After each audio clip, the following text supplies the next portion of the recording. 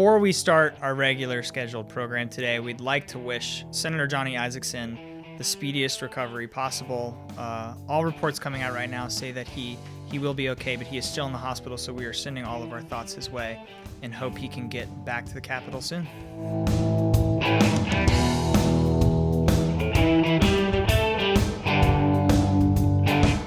Welcome to the Georgia Politics Podcast. It is Friday, July 19th. I am your host, Preston Thompson. We have our regular panel today. I don't know that I should even call them a panel at this point. Maybe they're co-hosts, but if they're co-hosts, they have to get a cut of the show money. I don't have any authority here whatsoever. All right, we've got our regular panel. We've got a couple things we want to get to this week. I'm going to get right into it. Issue of the week. Georgia lawmakers, where they land, how they reacted to the race issues that dominated the news this week. Issue started with some tweets sent out by the President of the United States. Georgia lawmakers fell in all of the sides you'd expect them to fall in, but in remarkably different ways. I'll run through a couple quotes here, and then we'll get reactions from our panel. First, I think, and probably most notably, Georgia Congressman Doug Collins got into a little bit of a spat with Nancy Pelosi over House rules, removing some of her statements from the record after she, we should say, was confirmed. No, they won, but then they lost. So he was correct that she violated House rules, and then as soon as it was found that she violated House rules, the Democrats voted in their majority to overrule that violation. Right. They changed the House rules. They reversed the parliamentarians' decision. I don't think they permanently changed the rule. I think they just provided for reversed the parliamentarians' decision. Yeah, which you can do. So. Yes. I guess we should ask why we even have a parliamentarian. Right. But well, I mean, it's a lot of references were made back to the Newt Gingrich Tip O'Neill situation, and which was 1985. And the thing that really differed is that after Tip's words were struck down, and he wasn't allowed to speak for the rest of the day, he just let it go. He said, "Okay, fine." Nancy Pelosi actually had the majority reverse that decision so she could speak. Now, maybe you can make a very big picture claim about what that says about the respective speakers and their respective beliefs in the institution and the power. But that's a pretty unique difference that they had there. For our listeners who have no idea what we're talking about, I guess we should be clear. She essentially said on the record, the president said racist things, which is against the violation rules. of the rule. Yeah, it's not just about the president. It's a characterization of any serving elected official. There was a rule specifically about the president. Yeah, I think there was. It listed president by name, and then I read somewhere that dates back to Thomas Jefferson era, which some people were able to reverse and say it's a stupid rule because it was Thomas Jefferson's rule, and since he's a slaveholder, ergo, it's a stupid rule. I know that sounds stupid, but that was actually something that was expressed at the time. That's why, this rule doesn't count. So, I was reading there were some people saying the actual title of the resolution was a violation of the rules. Yeah, that could be possible too. I not to distract from the point, but I wrote my senior history thesis in undergrad on the rise of the power of the Speaker of the House in the 19th century. So anything regarding the Speaker of the House, I always sort of take the 19th century. 19th century, because until the revolt against Speaker Cannon in 1912, the Speaker was more powerful than the President. It slowly grew in power over time, and he controlled the Rules Committee. He controlled every aspect of it. I'm talking about in the past. Oh, yeah. So. Then, long story short, he was more powerful than the president, and so anything involving the speaker, I take a particular note of. And the fact that the speaker pro tem, who was serving in the chair, Representative, he was from Missouri, Clay, I think was his last name, ironically, he just dropped the gavel. He said, "I'm abandoning the chair. I'm leaving. Bye." That is an historical moment. I mean, I don't know if 50 years from now anybody's going to care, but for now, that is an historical moment. I just love that. That was my favorite part of the whole thing. All right, I'm going to read 3 very different statements from Republican legislators. Do we get to guess who they are? No. Congressman Buddy Carter on the statements this week. From Savannah. Yeah, it says Pooler, but yeah, I think that's the same thing. I'm not as concerned about where people are from as I am about the radical agenda of the socialist wing of the Democratic Party in Congress. The very public infighting among Democrats continues to escalate, and it's happening at the detriment of the American people. Congressman Jody Heiss. I don't believe the president is a racist. Although I wish he had been more diplomatic, I share his frustrations in regard to members of Congress making repeated derogatory statements about the nation we love, serve, and defend. And finally, Senator David Perdue, with a nice and short one, asked about whether or not the statements the president made on Twitter were racist. He said, "That's outrageous. Of course they're not racist." Those are different in some ways. They're the same in some ways. A lot of it is... No Democrats you're throwing into...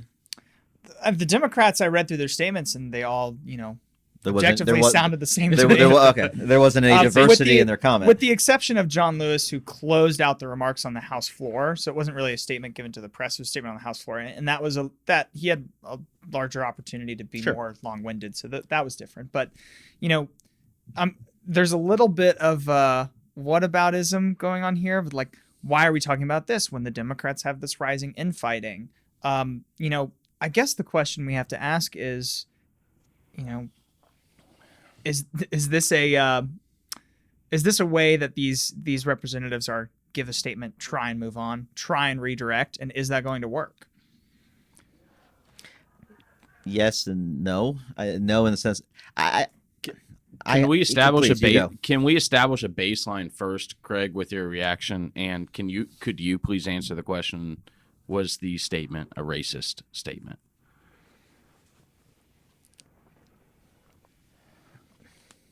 I think the way the word is used today, it probably was. The word racism. Oh, okay. Because I think it would be clear that it was a racist statement if he said, "Go back to Somalia, go back to Egypt, go back to Jamaica, go back to Uganda, go back to Poland, go back to," you list your country. It's just those two words. It was the "go back." If you just said, you don't like America, leave. People have been saying that since the 60s, since the Vietnam War. Now, I still think that the squad, I'll use the term, would have dubbed it a racist statement. But I don't think that it would have been a much harder sell. But the inclusion of those two words, "go back," I think in this hypersensitive era and the way that the word has been broadened, I think in today's lexicon, yes. And I love the story that Pelosi called it a racist, and her reason why, when a reporter asked him, said, "Well, the AP has declared it to be racist," which raises the question, when did the AP replace Funk and Wagnall or Webster as the defining term? But Hans, let me ask you this question, because I've heard this particular word in a lot of statements of hypersensitivity or an over vagueness of the term racism at all, and it's made me think about, does the Democratic Party have a problem in that we haven't had a better method of selective outrage? Because this in some ways falls into the white noise, and there's not a place we can go to that says, okay, when he did this other thing that everybody thought was bad or stupid, then we're all upset with that. We don't have another place we can go that makes this feel different. It makes this feel like the same thing we get every day, and I think that gives it less staying power. And when we call it racist, does Craig have a point that word has lost its meaning? Because I would say that these statements are clearly racist, but I would also agree that that word has a very definition that over the last 2 years, because it's very frequently used to describe either a person or a statement. So I think that part of the difference here and what Democrats are dealing with is that this is coming from the President of the United States, from the bully pulpit. And to a certain degree, I would flip the question back at you and say, what do you expect them to do?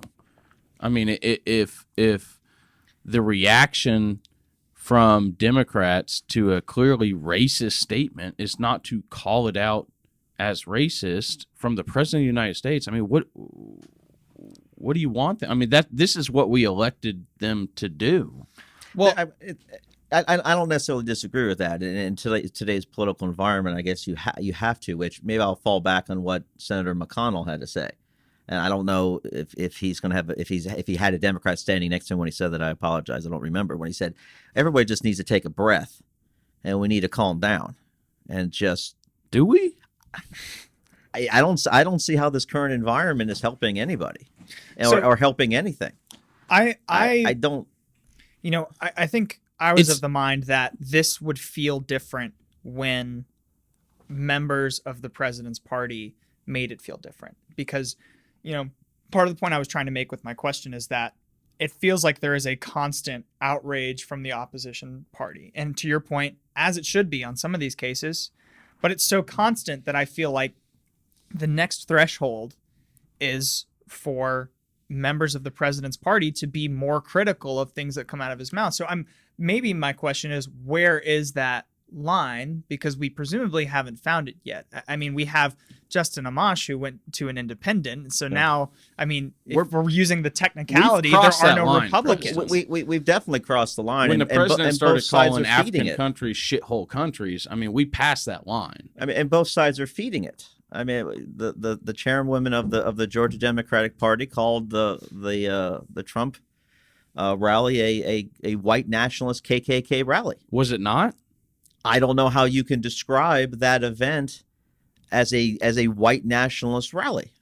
Because they start telling brown congresswomen to go back to their home country. If I were American citizens. If I went to that rally, whether I was in that chant or not, I would, by her definition, I would have attended a white nationalist, and therefore, by inference, that I was a white nationalist. If I was at that rally, I would not have been chanting, "Go back to your home country." I wouldn't either, but by inference, you would have been judged a white nationalist, and therefore, the Republican Party has been judged as a white nationalist party and associated with the KKK.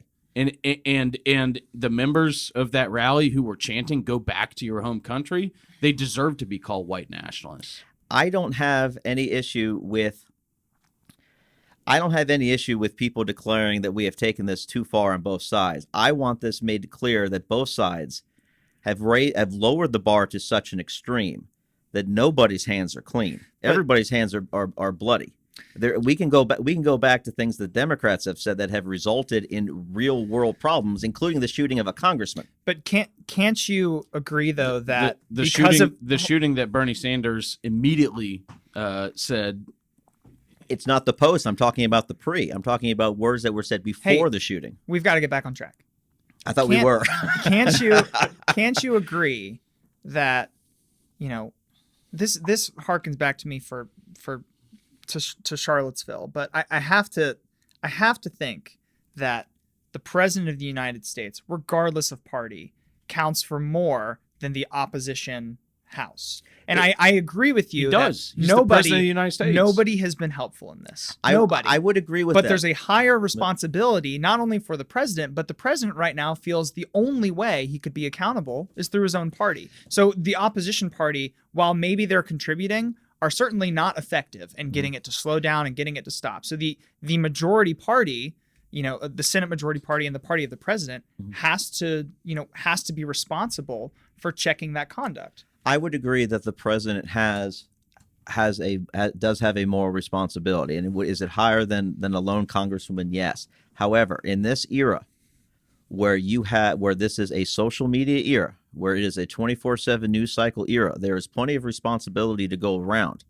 When a congresswoman, even a freshman, can make a comment on Twitter, which is seen immediately by 4 million people, and then relayed out by CNN and Fox and everybody else ad nauseum, there's a little responsibility in that end as well. And they are skewing is not the right. They are using what responsibility they have to continue to escalate it. We are, calling Trump, that everything that Trump does is now fascism, calling him the current occupant of the White House, which I kind of like because that's a Cold War era sort of move there. But they are doing their job, raising the bar as well. But here's my point. Because a lot of people have spoken out, and a lot of people have not played their part in getting this debate to slow down and getting this to take a breath. Yeah. There is one group right now who can hold the president accountable, That's it. You can talk about the Democrats, and you can talk about moderate Democrats and progressive Democrats. You can talk about people who work in the staff in the White House, but there is one group, which is the president's own party, not including the president. They have to be the ones to hold him accountable because they're the last ones to do so. It is the last threshold we can get to when people will say, okay, this is different than everything else. This is different than typical partisan infighting. The way we make it different is by saying this person does not represent us. And these statements that I read from Georgia representatives don't say that. Here's the problem with that. In this hyper-political era, there would be nothing to gain from them doing that. If the entire Georgia delegation said that Trump's comments were ridiculous, pathetic, racist, he should resign, et cetera, there'd be no political benefit for them or for the party for them to do it. Well, screw political benefit. It's the right thing to do. Then, because I don't see the other side falling back from their perspective on them pushing the envelope as well. They would just see this as a moment of weakness, and they would further go on the attack. So if the other side is getting ready for an attack, which would have real world public policy implications on it, then there is too much damage that can be done if they retreat. Because I think in this environment, they would just lead to further attacks from the other side. And I think that all this, and I wish, as a Republican, I'm standing here, I wish he hadn't said it. I think it's a terrible thing to say, both as a moral, ethical, and as a political move. But I think there has to be some understanding that where this sentiment is coming from, that the attacks on conservatism, on what is considered traditional Americanism, has led this reaction from people which is not mature. But let's face it, most people are not mature in this world. And that's why leaders on both sides need to worry about what happens when, there's an old political phrase about unleashing the dogs. I think both sides have unleashed the dogs, and why both sides need to tone this down a bit. And again, we don't want to talk. We talked about Scalise, but there's lots of other things that are going on that have had real world implications. I mean, the Antifa movement out in Portland, where you have them rioting, for lack of a better term, calling that, Antifa stands for anti-fascism. Well, geez, where are they getting their ideas from? They've been accusing Donald Trump of being a fascist since the day after he announced, and it's been building. So it's building on both sides. But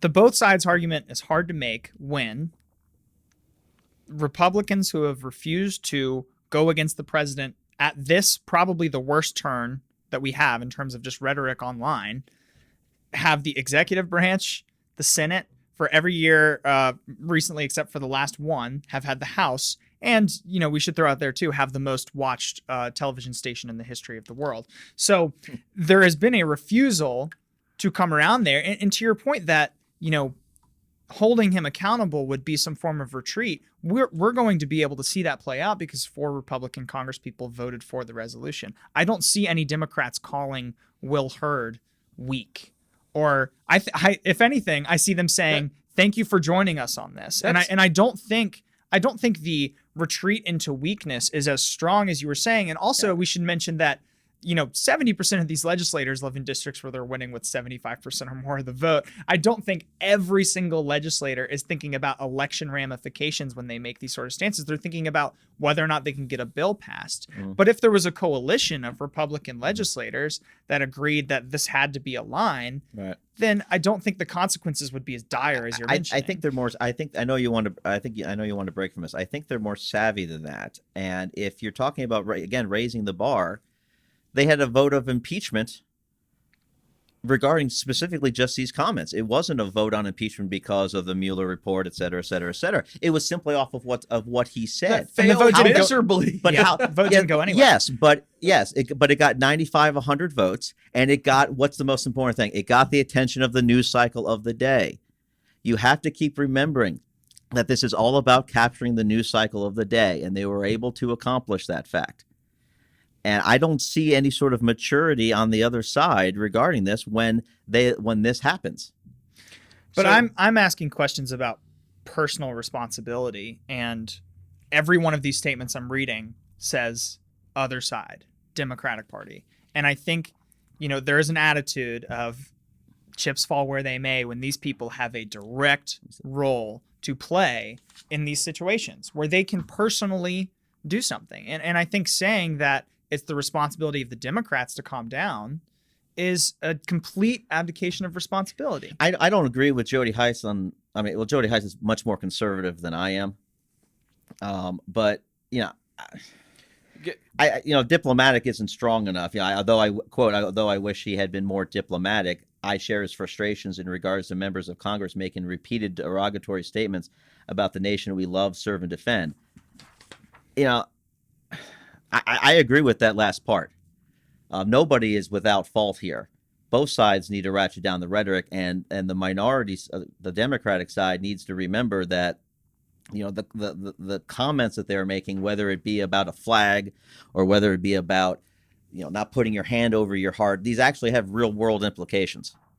So, Craig, what's the worst case scenario if these statements had been flipped around the other way and they were true to what the situation actually is, and they had said, damn, what a racist statement to make. We're better than this.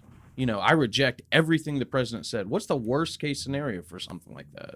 To who? The people who make the statements. People that made the statement.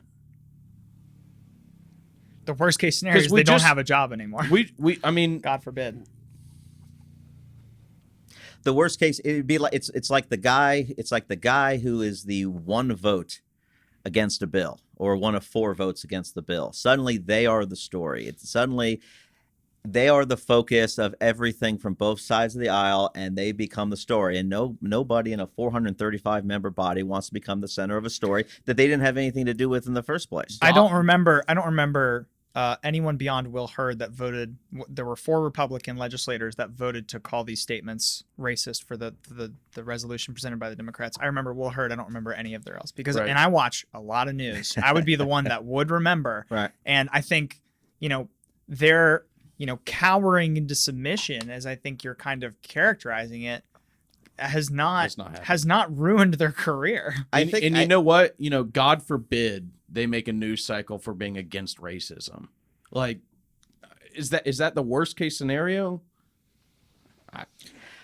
It's frustrating. Listen, so, for better or for worse, this topic is going to come up again, because if anything has been proven to be true, this will not change, because nothing has happened this time that hasn't happened before. So we will be back talking about this in probably 2 weeks. Got 19 months to go. Yeah. Yeah. And Hans, you mentioned before the show, if this is July before the election year, I don't know what August next year is going to look like. So, God.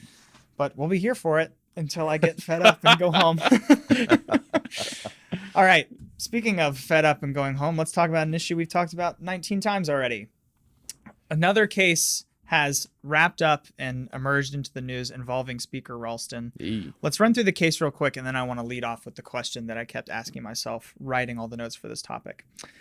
Former preacher Jason Brothers took a plea deal of 10 years parole after admitting to groping a 14, now 21-year-old girl. He was defended by Speaker Ralston's firm, Speaker Ralston himself.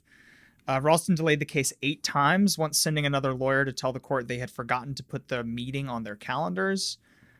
He released a statement. As is often the case in criminal proceedings, the Brothers case was resolved by a negotiated plea agreed to by the district attorney and my client and accepted in open court. This case closes out Ralston's remaining cases he said he was going to finish up before stopping to take any more criminal cases. The question that keeps coming to mind for me, and it's because I saw this on the front page of a couple different news outlets yesterday. This story clearly has staying power because of the nature of the cases. I mean, I don't think this story would have staying power if Speaker Ralston was defending people who, ran into a burning building to save someone. I don't know why you'd be defending that person, but anyways. Armed robbery where no one was hurt. Sure. Should we be changing the way we're thinking about this issue because of the clientele he's taking? because I think there is a line that has to be drawn that when you start judging an attorney based on their clientele, that can't do more to shape the narrative than the abuse of power that's actually happening here. I think the insurgency that's going to happen against him will be because of the nature of the cases, and I'm not sure that I like the precedent that sets. I think everyone deserves their day in court and their presumption of innocence, but it's the way that he has addressed defending those people. It's not the actual defense itself, right? I would say so, but I mean that's not. I mean, he's a criminal defense attorney, but that's not the tact that the people who want him removed as Speaker, I think, are taking. At least the original group of Republicans. I think it's hard to tell right now how much more or less support they've gotten since that moment, but they were taking a tact that this is morally corruptible because of the cases, not because of the abuses of power. I mean, there's so many different lines here, and we've discussed this at such great length. You know, why does America have the best jurisprudence system in the world? Let's work off a presumption that we have the best system in the world. Why do we have it? It's an adversarial system. Is it because it's an adversarial system? Is it because that we have a jury system? Is it because that every defendant, regardless of his crime, deserves the best possible defense? Is it because we have DAs who are elected by the people? I don't know. All I know is that this system has been established for more than 200 years. It seems to be working with lots of problems. No system is perfect. I don't know, to answer your question, whether or not we should be looking at this differently because of the nature of the victims. My gut tells me no. But again, we're mixing politics with the legal, which complicates this question tenfold. Does the entitlement that we all have to the best possible defense include using everything in the defense attorney's power to win that case? You know, I'm surprised Speaker Ralston hasn't said, like, I am obligated to do the best possible job for my client. And here's the real kicker of the statement from the story that was reported. This is the prosecution's attorney on statement. The jury sees a 21-year-old woman, not that 14-year-old victim. We were relying on witnesses remembering something that happened in 2012. That makes it difficult on prosecutors. It raises all those questions about how clear our memories. I don't think he should have said that, though, because why is that? That's a strategy. So he's employing his strategy. Ralston is employing his strategy. Oh my God, his strategy is better than mine. Well, hell, that's an adversarial system. But that's the question: is the entitlement to the best possible defense? Does that include using privileges that aren't granted to every attorney, that are granted to attorneys that are elected to the legislature? I guess as a little R Republican, as a little R American Republican, I would say yes, because the legislature, in its perfectly legal and constitutional right, granted those lawyers that kind of power. Is it right? I don't know. Yeah. But, goes back to what we said from the very beginning when we started talking about this 4 months ago. He didn't do anything illegal. And, I kept coming back to this reading the story. The voters have the power to remove Ralston, but the voters don't elect Ralston as the Speaker. The legislature does that. Does that mean the legislature has some sort of responsibility here about who they're choosing? Yeah, for sure. No. No one would disagree with that. The legislature always has a responsibility to. Well, to your point, Craig, I mean, what he's doing, I think generally it's accepted that what he's doing is not illegal, but that doesn't make it unethical. No, I think a lawyer would disagree with that, because a lawyer's ethics are very clear that you have to present the best possible defense. But he's not presenting anything at all. Well, I'm not speaking to his ethics as a lawyer. I'm speaking to his ethics as the Speaker of the House. Is that a different bar? I think so. It's a different bar of the AJC. Because let's face it, if this was Scott McLaurin, a minority member, freshman lawyer, Josh McLaurin, excuse me. That's okay. Josh McLaurin, a freshman minority member who is an attorney, was doing this exact same thing, I don't think there'd be a spotlight story on this. So then we have to ask ourselves the question, is Ralston being unduly focused or unduly persecuted for this, which again isn't a political question. But this is the point I was trying to make is I think in the hypothetical you raised about another lawmaker, attorney doing this, assuming there's no violation of the law, just like it appears here, there's no violation of the law. I think it's okay to say, the voters can hold him accountable. The media will do their best to present the facts, and, whoever's running against them will hopefully do their best to present the facts, and the voters can hold them accountable. Nobody can hold Speaker Ralston accountable in his role as Speaker except for the legislature.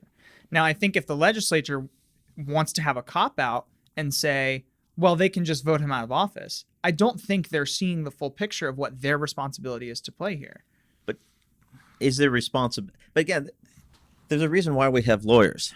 There's a reason why we have speakers. I hate yes, but I hate the fact that I'm not a lawyer because I'm sure I could enunciate this better. The reason why somebody hires a lawyer is so that when he's in court, the lawyer can say, "You son of a bitch, he didn't actually do that," blah blah blah blah blah, and it doesn't actually count because I'm standing here as the defendant. I didn't say it, therefore I can't be prosecuted for it. So the reasons why we have lawyers is the same thing. Reason why the legislator has to take a look at that and say, well, that's what he's doing as his ethical legal responsibility. He should not be faulted for it. So my takeaway from this entire ordeal is that I agree. I think that he has obligations as a lawyer to represent his clients to the best that he can, and he has obligations to the state legislature to represent the House as best he can.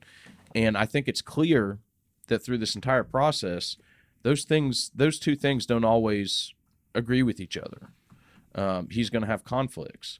And I think it's pretty clear that there needs to be something changed in the law that... Well, there has been something changed in the law. I think the question now is, does Speaker Ralston need to be removed? Because the legislature would come together and say, this is not acceptable. It's not, right now they're saying it's not acceptable that someone can do this and get away with it. That's what the House has said because they voted to change the rule. They have not yet said, is it acceptable for the person who abused this rule in the first place to still be Speaker? And that's the question they're going to have. The word abuse is a loaded term there.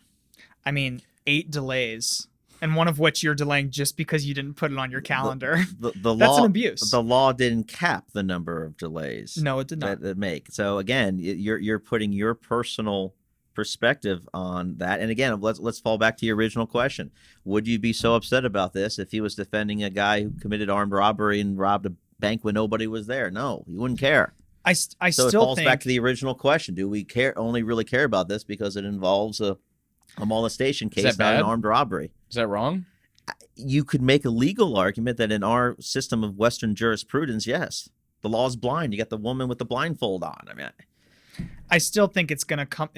The question of it will come back to that original statement from the original report that said, from one of the people who hired Speaker Ralston or his firm, when you hire David Ralston, this is what you're buying. And David Ralston is able to charge more because this is what he's selling. And I think that is the central question. And the reason I raise this is I do think the people he's defending are morally reprehensible. But to Craig's point, we can't hold every defense attorney responsible for their clientele. But he's attracting a certain set of clientele because of privileges the state legislature gave him.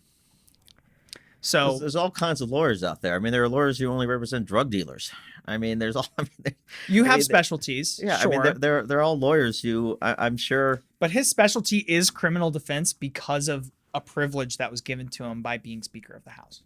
That is what's become clear. That's not deniable. We would have to look. I guess we would have to look to see what kind of law did he practice before he became an elected officer. Well, some of these cases go for 14 years. I don't know that we have to go before. He's been in office for quite a while, meaning that I don't necessarily can say flat out that he is only a practicing attorney with this kind of set of clientele because of his elected office. I don't know that. All right, let's move on. First, quick word from the sponsor. This week's episode of the Georgia Politics Podcast is sponsored by Wix.com. When we started the show a while back, I knew we would eventually need to get a website set up, But like I do with so many things, I kept putting it off. When it finally came time to put it together, Wix made it quick and easy. You tell them what kind of business or blog you're running, answer a few questions, and they give you a nearly done site with the pages and features you'll need based on those answers. You can visit our snazzy new website at thegeorgiapoliticspodcast.com and start making your own beautiful website at wix.com. Thanks to Wix for their support of the show. Some of our listeners may remember an earlier episode where we talked about an outside consulting firm being hired to help the governor's office come up with 2 waiver applications.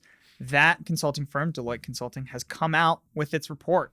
It's taken some really interesting numbers. It's the most comprehensive report on healthcare Georgia has had for a really long time. Run through just the top line items really quick, and then we can discuss. 15% of the state's population lacks health insurance. 27% of young adults 19 to 34 is uninsured. That number is huge. Some rural counties have uninsured rates of higher than 30%. 7 rural hospitals have closed since 2010, which is the 3rd highest rate of closures in the country. And the report found that the number of people that would be covered by full Medicaid expansion is actually higher than the Democrats were proposing.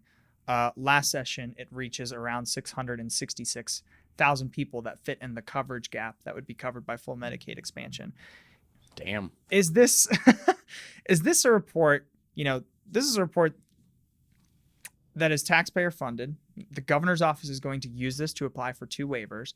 The report does not make any policy recommendations in itself, but it has that line in there that we will be hearing about from the minority party next session that says the number of people that would be covered by full Medicaid expansion is actually higher than they thought.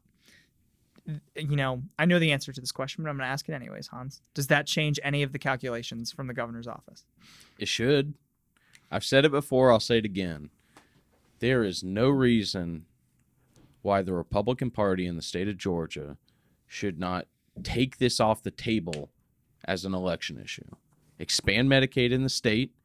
It's good for everyone involved.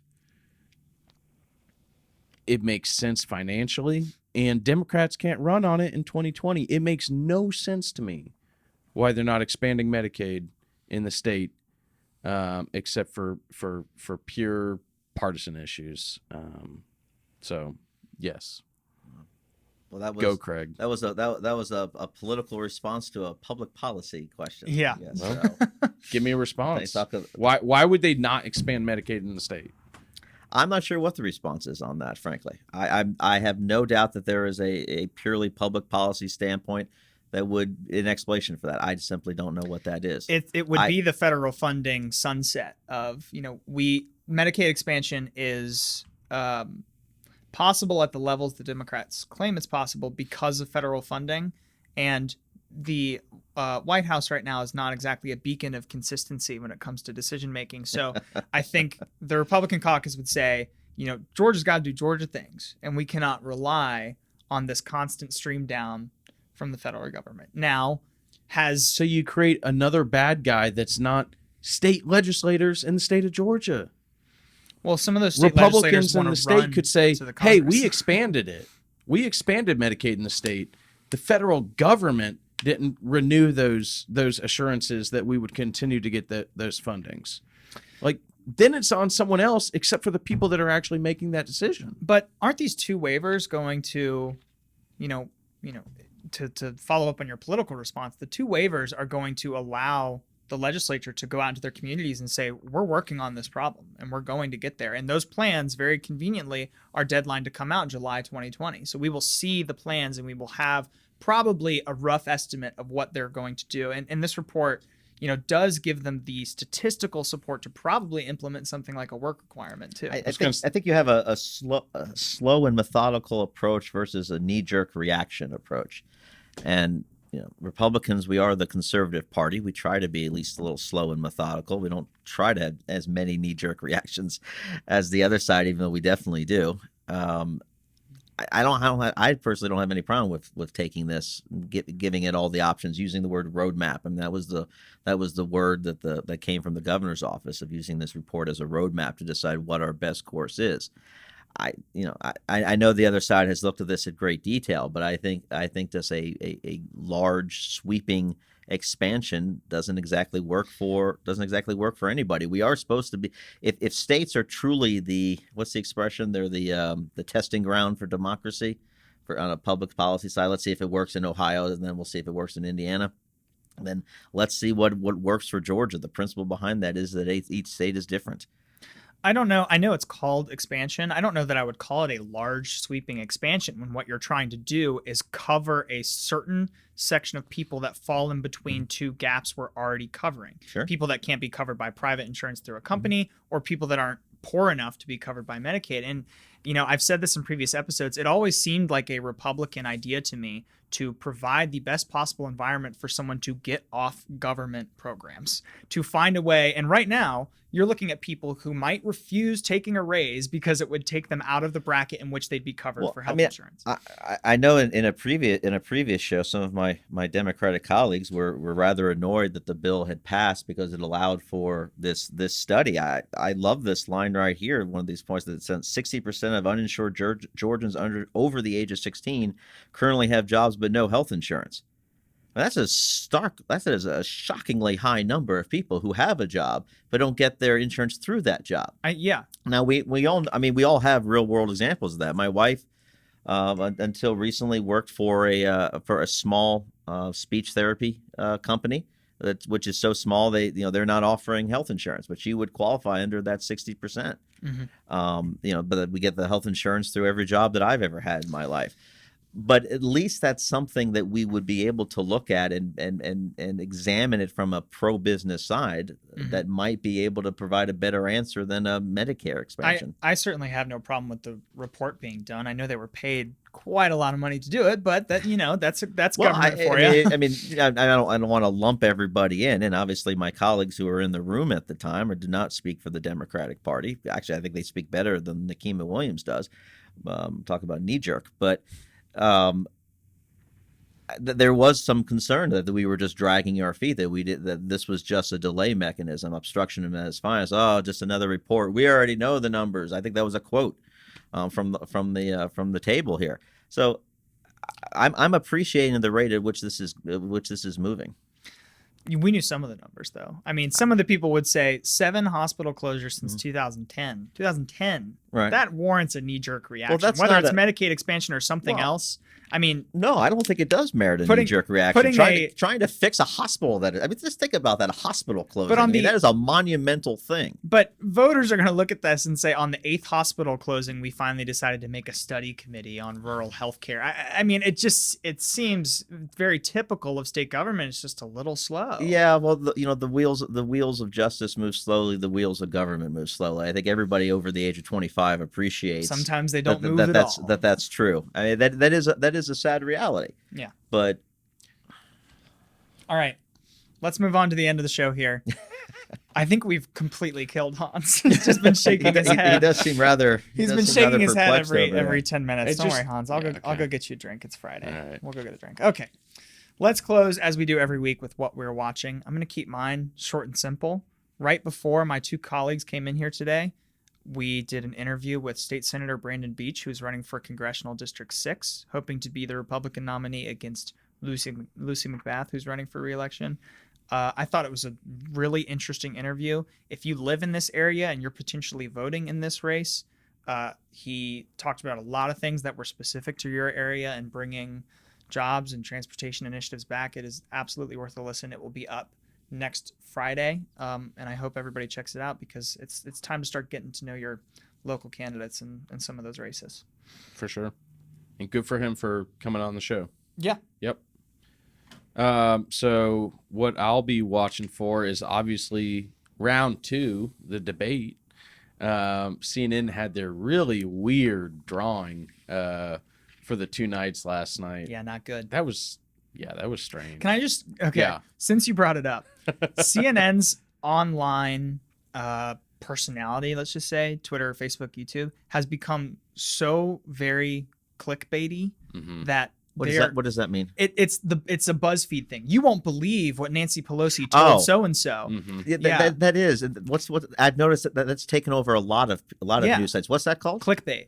Okay. So yeah, it's Fox if News you does want the to same thing. if you want to get the story, you have Yes. to click here. And I remember tweeting See something who out. got matched up with Yeah. Kamala Harris. Yes. No. I remember tweeting something out in like 2016. I had a side by side of a CNN tweet and a BuzzFeed tweet, and the BuzzFeed tweet says, "Bill O'Reilly's racist remarks draw big heat," and then CNN just had the quote that he said, and I was like, okay, this is the right way to do it. You present the information and you provide follow up if people want to know more. CNN is like completely gone off the rails. And both sides have, but I've actually noticed that because I read both. CNN is better for current for what's happening right now, today, live kind of stuff. But both sides have done that. I've noticed that within the last month. I'm surprised you don't Fox know the News. clickbait term, but you'll be seeing it. The thing that bothered me the most was that they broke all the candidates up into 3 tiers. And before they would announce the 3rd tier, they talked about the potential matchups. It's very sports. Of the 3rd tier. Very it's sports. Like, you guys are going to announce who the matchups are in like 60 seconds. Mm-hmm. Like, just announce them and then we'll talk about it. Yeah. It was insane. I even hated on ESPN. You Yeah. can't have a drum roll of the reveal of information when you control the reveal of information. Exactly. It is so frustrating. But anyways, I'll be watching that debate. I guess it's just news following sports. I mean, as you just mentioned, whether it's college football, the March Madness. I don't even watch the March Madness show anymore. I'll wait an hour and I'll go to ESPN and this is what 2016 showed us. Yes, every network has their biases left or right, but the biases that come before that are the bias towards the horse race. And Beto is not in the same night as Julian Castro, who tore him to shreds. So Beto is probably wiping some sweat off his brow. I happily didn't watch it. Was there any? But when I saw the lineup, was there any way that they fixed that? I mean, just the way they did it. Was it possible for them to have fixed it, or was it just so transparent? There's no way. What do you mean? First debate? Well, I know. No, this is the one that they announced last night. Just my own thought, because you have Biden and Harris again, right? Which is just their dream. I mean, that is CNN's dream right there. Mm-hmm. Now, I guess the statistician was saying that there was a 50-50 chance. So, I mean, why fix it? It looked obvious. They did everything they could to make it appear to be very transparent, but sure, of course they could fix it. I did not having watched it. I don't know. I'm getting flashbacks to the CNN promos of the 2016 Democratic debates where you had the close-up face shots of Bernie and Hillary with the fading light, and I was like, this is boxing. It's actually boxing is a little more tame than this. All right, sorry. Craig, go ahead. No, I mean, we're approaching the month of August, which, of course, politically was always supposed to be the downtime, especially in an off year. Not anymore.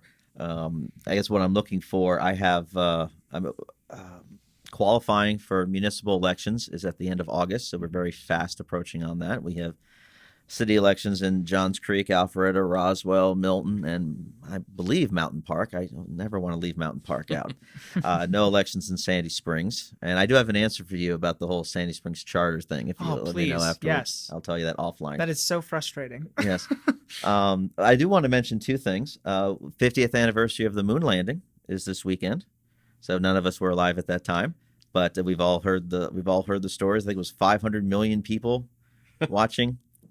Nobody was out. Nobody was out on the street. Nobody was at bars, etc. Everybody was at home watching it, including the live studio audience too. Yeah, exactly.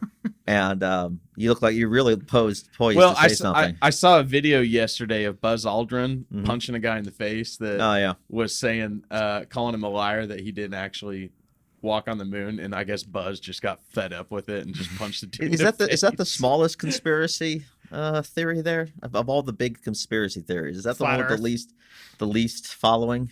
I guess the least amount of following. Yeah, I mean that's got to be pretty Area small. 51. Anti-vax is a pretty small number of following, but very vocal and very vocal. They had Jenny McCarthy under their side. They have a lot of money, but I think they're pretty small. Well, let me mention one other. I'm sorry. QAnon's bigger. QAnon's bigger than anti-vax, I would say. Which one is that? Oh, we'll talk Deep offline. State. We'll talk offline, yeah. No, one more mention. Talking about conspiracy. I set myself up. 50th anniversary of Chappaquiddick. Oh God. Chappaquiddick. You're looking at me like you have no clue what I'm talking about. We'll talk offline. And we end the show like we do every week with Craig being disappointed in me. All right, this has been the Georgia Politics Podcast. Share this episode with everybody. Thanks to Wix for sponsoring the show. It was certainly a fun one. I think it was the third cup of coffee that made this one especially enjoyable. Like I mentioned, we've got Brandon Beach's interview coming out next week. Keep an eye out for that. He told me it went well. He told you it went well? Yeah, we met out there. He said it went well. Look at that. I can do things. Well, he didn't say you did your job well. He said it went well for him. We needed to up the level of disappointment before we get in. All right. On that note, we will see everybody in a week. What? You don't know about Chupacabra? How do you not know about Chappaquiddick? I even know. What is that? No. Holy Help me out. Holy Me out.